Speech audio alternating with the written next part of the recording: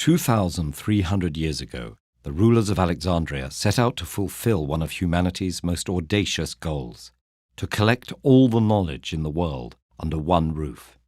In its prime, the Library of Alexandria housed an unprecedented number of scrolls and attracted some of the Greek world's greatest minds.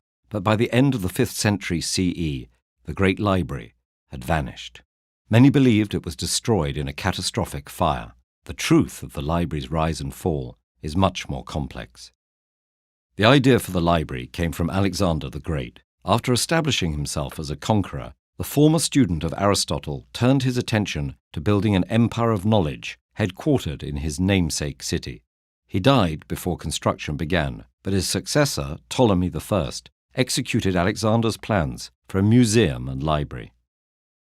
Located in the royal district of the city, the Library of Alexandria may have been built with grand Hellenistic columns, native Egyptian influences, or a unique blend of the two. There are no surviving accounts of its architecture. We do know it had lecture halls, classrooms, and of course, shelves. As soon as the building was complete, Ptolemy I began to fill it with primarily Greek and Egyptian scrolls. He invited scholars to live and study in Alexandria at his expense. The library grew as they contributed their own manuscripts, but the rulers of Alexandria still wanted a copy of every book in the world. Luckily, Alexandria was a hub for ships traveling through the Mediterranean. Ptolemy III instituted a policy requiring any ship that docked in Alexandria to turn over its books for copying. Once the library scribes had duplicated the texts, they kept the originals and sent the copies back to the ships. Hired book hunters also scoured the Mediterranean in search of new texts, and the rulers of Alexandria attempted to quash rivals by ending all exports of the Egyptian papyrus used to make scrolls. These efforts brought hundreds of thousands of books to Alexandria. As the library grew, it became possible to find information on more subjects than ever before, but also much more difficult to find information on any specific subject. Luckily, a scholar named Callimachus of Cyrene set to work on a solution, creating the Pinex, a 120-volume catalogue of the library's contents, the first of its kind. Using the Pinex, others were able to navigate the library's swelling collection. They made some astounding discoveries.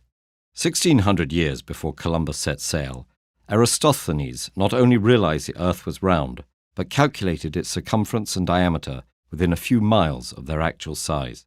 Heron of Alexandria created the world's first steam engine over 1,000 years before it was finally reinvented during the Industrial Revolution. For about 300 years after its founding, in 283 BCE, the library thrived. But then, in 48 BCE, Julius Caesar laid siege to Alexandria and set the ships in the harbour on fire. For years, scholars believed the library burned as the blaze spread into the city. It's possible the fire destroyed part of the sprawling collection, but we know from ancient writings that scholars continued to visit the library for centuries after the siege. Ultimately, the library slowly disappeared as the city changed from Greek to Roman, Christian, and eventually Muslim hands. Each new set of rulers viewed its contents as a threat rather than a source of pride. In 415 CE, the Christian rulers even had a mathematician named Hypatia murdered for studying the library's ancient Greek texts, which they viewed as blasphemous. Though the Library of Alexandria and its countless texts are long gone, we're still grappling with the best ways to collect, access, and preserve our knowledge. There's more information available today and more advanced technology to preserve it, though we can't know for sure that our digital archives will be more resistant to destruction than Alexandria's ink and paper scrolls. And even if our reservoirs of knowledge are physically secure, they will still have to resist the more insidious forces that tore the library apart: fear of knowledge and the arrogant belief that the past is obsolete. The difference is that this time we know what to prepare for.